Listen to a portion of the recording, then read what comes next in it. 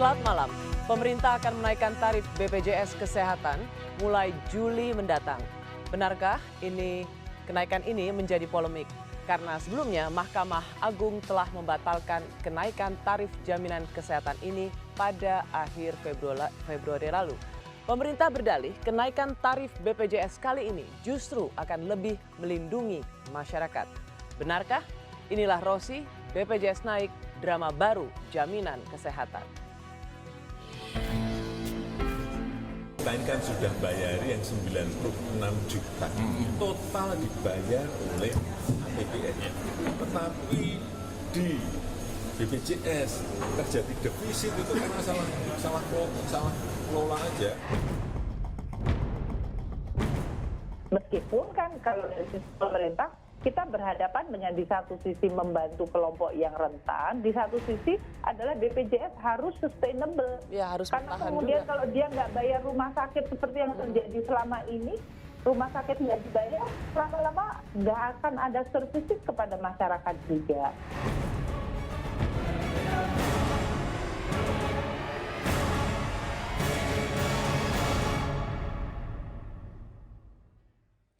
BPJS naik, drama baru jaminan kesehatan. Live streaming bisa Anda ikuti juga di kompas.tv/live. Kenaikan tarif BPJS Kesehatan selalu memunculkan pro dan kontra.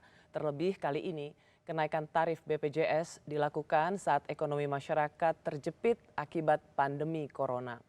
Apa sebenarnya alasan tarif BPJS harus naik? Benarkah selama ini ada salah kelola BPJS Kesehatan yang menyebabkan rugi setiap tahun?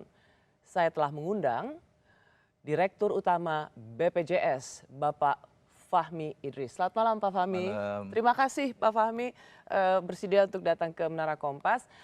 Dan kali ini saya juga membuka line telepon interaktif di nomor telepon 021 5350 406. Saya ulangi 021 5350 406. Jika Anda ingin bertanya pada Pak Fahmi Idris, dan juga Anda bisa memberikan pertanyaan via media sosial Kompas TV, Twitter, Facebook, dan Instagram. Jangan lupa cantumkan tagar tanya Dirut BPJS. Pak Fahmi,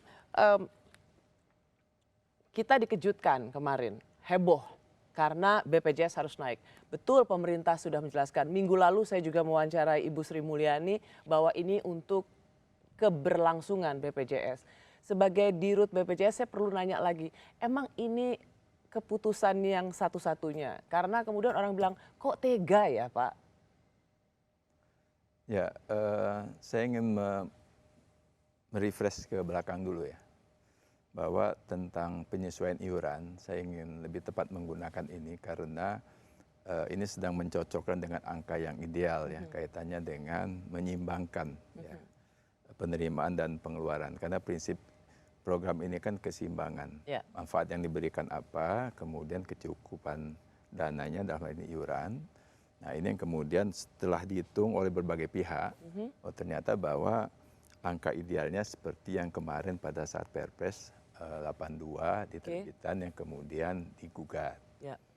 Nah dalam proses ini kemudian selalu kita melihat tiga hal. Satu, bahwa ini kan sebetulnya untuk keberlangsungan program, untuk kepentingan masyarakat ya. Artinya servis harus dijalankan. Nggak mungkin berhenti lah ini. Nggak mungkin berhenti, masyarakat sudah merasakan sekali tentang manfaat program ini.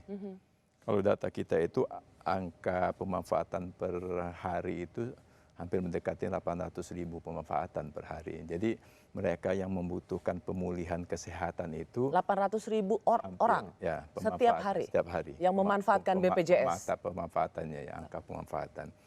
Jadi ini kan bagian dari proses pemenuhan tentang kalau bahasa kita pemulihan kesehatan ya. Karena bagaimanapun juga kalau kesehatan pulih, produktivitas bagus, tentu keberlangsungan kehidupan juga bagus. Satu.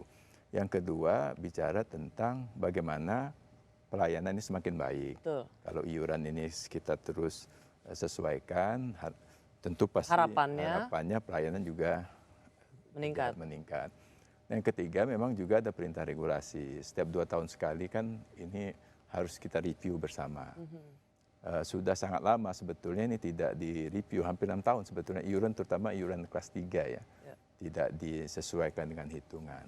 Jadi memang tidak tiba-tiba kalau dikatakan menyusahkan masyarakat, justru Perpres ini semangatnya juga menampung semangat relaksasi ya. Jadi dalam Perpres itu tertulis pasal tentang untuk masyarakat kalau selama ini tunggakannya 24 bulan, cukup bayar 6 bulan. Nanti baru setelah ini tahun depan. Karena kemarin Bu Sri Mulyani bilang, loh sebenarnya justru yang naik itu kan kelas 1 dan kelas 2. Kelas 3 itu justru tidak. Karena tetap dengan tarif yang lama, negara yang kemudian mensubsidi kelebihannya itu. Itu yang dilihat orang sebagai naik, padahal itu nggak naik gitu kira-kira kata Jadi kalau pertanyaan terkait dengan suasana pandemi COVID, kita merelaksasi situasi ini ya. Pemerintah pasti sangat memperhatikan soal itu. Nah, kemudian yang kedua, soal isu naik. Kelas 3 ini justru tidak naik. Pemerintah malah menambah subsidi. Jadi kalau selama ini yang dikatakan iuran 42.000, ya masyarakat hanya bayar 25.500. 40%-nya 16.500 itu dibayar oleh pemerintah. Ini masyarakat harus tahu. Nah, kalau kelas 1, kelas 2 kita mencoba menyesuaikan dengan angka iuran yang sebenarnya masih jauh dari hitung aktuaria. Nah, Pak, tapi itu tinggi loh Pak, untuk kelas 1, kelas 2 jadi itu. kelas 1 itu kan diturunkan dari 160.000 menjadi 150.000. Kemudian dari 110.000 kelas 2 menjadi 100.000. Kalau kita lihat hitungan, ini kita bicara dalam konteks objektif dulu ya. Kelas 1 itu kalau biaya per orang per bulannya, data kita itu sekitar Rp275.000 per orang. Rp275.000? Rupiah per bulan. Oke. Nah sekarang ini Idealnya? Kan, ya itu angka ideal. Kemudian yang diputuskan 150.000. Jadi masih sebetulnya pemerintah pun masih mensubsidi kelas 1, kelas 2 secara tidak langsung dan gotong royong besar ya. Oh Pak Fahmi ingin mengatakan bahwa dengan naik 150.000 per orang per bulan yang menjadi iurannya untuk dapat kelas 1 pun sebenarnya ini sama sekali tidak bisa mencukupi. Belum sesuai dengan hitung Itulah aktuaria. yang menyebabkan setiap tahun BPJS defisit. Ya, jadi memang ada masalah mendasar fundamental bahwa yang harus kita benah itu sebetulnya kalau lihat undang-undang ya, kita mendefinisikan dulu kebutuhan dasar kesehatan. Kita mesti sepakat semua stakeholder terutama masyarakat. Kebutuhan dasarnya apa sih yang memang minta dijamin? Oh, kalau kebutuhan dasarnya A sampai Z, tentu iurannya mempersiapkan A sampai Z. Kalau kita sama-sama konstruksikan kebutuhan dasar cukup sampai A sampai M gitu ya. Oh, berarti iurannya tidak untuk A sampai Z. Itu sebenarnya konstruksi dasar kebutuhan kesehatan ini apa? Ini termasuk bagian dari yang dalam Perpres ini dalam satu pasal disebutkan. Pak, saya mau nanya, ini bisa dijawab cepat. Kalau misalnya dari semua berapa Pak jumlah total kepesertaan yang wajib sebenarnya membayar iuran, ada berapa ratus juta? 200? Ya, jumlah peserta kita per 30 April 222,9 juta. 222,9 juta orang. Kalau semua menunaikan kewajibannya membayar iuran BPJS, apakah itu bisa menutup defisit BPJS? Kalau dengan konstruksi iuran yang baru bisa menutup. Yang sekarang, ya. Yang naik ini, yang jadi 150, yang bulan Juli? Yang kelas 3 tidak naik loh ya. Kelas 1, Oke, kelas 1, kelas 2, itu bisa? Itu bisa ditutup. Kita akan masuk pada fase yang memang kurang lebih imbang lah antara cash in, cash out. Tapi kalau menggunakan iuran yang lalu, itu BPKP kan turun, sudah mengecek semuanya ya. Dan ternyata memang ada masalah di iuran. Oke, bahwa itu memang tidak menjadi harga yang ideal untuk memberikan pemanfaatan kesehatan. Tapi Bapak tadi bilang idealnya 275.000 untuk kelas 1. Kalau kelas 1 saja sekarang per Juli nanti 150.000, artinya kan sebenarnya masih juga bisa defisit. Saya khawatir tahun depan akan ada lagi the same story, lagu yang sama bahwa akan defisit lagi Pak Fahmi. Nah untuk itulah pemerintah dengan sangat bijak sebetulnya dalam penerima bantuan iuran itu sebetulnya angka iurannya kemudian di-adjust sehingga dapat menutup semua segmen juga. Jadi kita ini kan ada segmen penerima bantuan iuran 96, hari ini 5 juta yang dibayar pemerintah. Negara hadir membayar 96,5 lewat PBI lewat bantuan pusat. Daerah juga sekitar 36 juta. 132 juta ini kan negara hadir. Saya ingin meluruskan juga dianggap dengan Perpres negara nggak hadir. Negara sangat hadir loh. 132 juta dibayar oleh negara. Kemudian kelas 3 itu kan subsidi oleh negara. Ya. Nah, angka-angka yang kegabungan antara penerima bantuan iuran, pekerja formal seperti Mbak Rosi, kemudian kami sebagai aparat negara itu masuk dalam satu kantong besar, gotong royong membantu satu sama lain. Itu yang benar saling menutup. Jadi dengan hitungan sekarang itu prediksi kita tidak akan terjadi defisit. Malahan kalau tidak direview, kita mulai pada masuk suatu masa yang surplus gitu ya, untuk kemudian program ini lebih sustain ke depan. Pak, tapi KPK sendiri, saya yakin Bapak juga sudah membaca, mengatakan kenaikan tarif ini tidak akan efektif menutup defisit anggaran BPJS Kesehatan. Ada 6 rekomendasi KPK terkait hal ini. Saya bacakan cepat saja.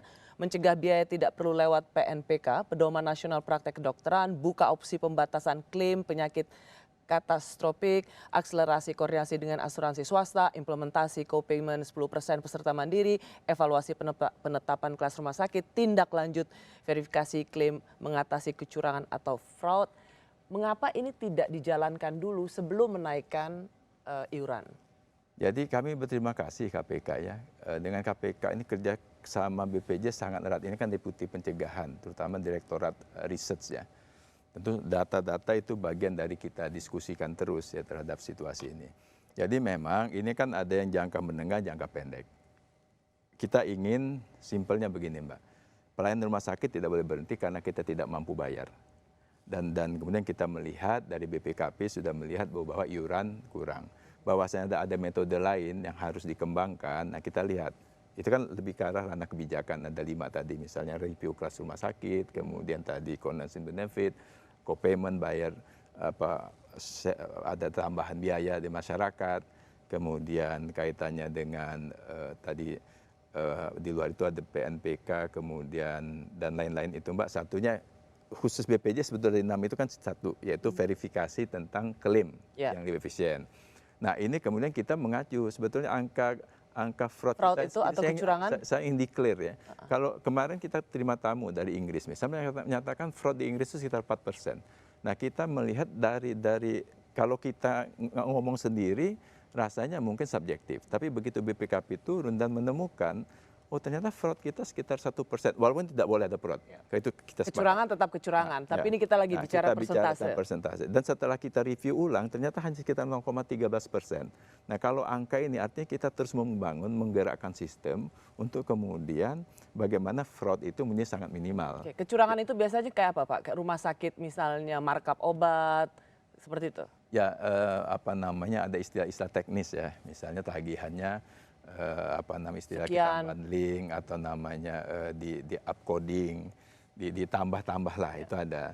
Nah, tapi kecurigaan ini yang sangat melebar di masyarakat informasi bahwa defisit ini karena fraud yang besar, ternyata begitu BPKP turun, faktanya tidak. Nah, buat kami ini penting juga masukan ini untuk kami terus koreksi diri ya. Itulah kira-kira gambar, oh ternyata setelah dicek efisiensi ada fraud, kemudian review kelas rumah sakit seperti yang rekomendasi KPK, kemudian kaitan juga dengan bagaimana BPJS lebih meningkatkan kolektabilitas iuran. Ternyata di sisi lain, ternyata memang masih defisit besar yang harus disesuaikan dengan iuran.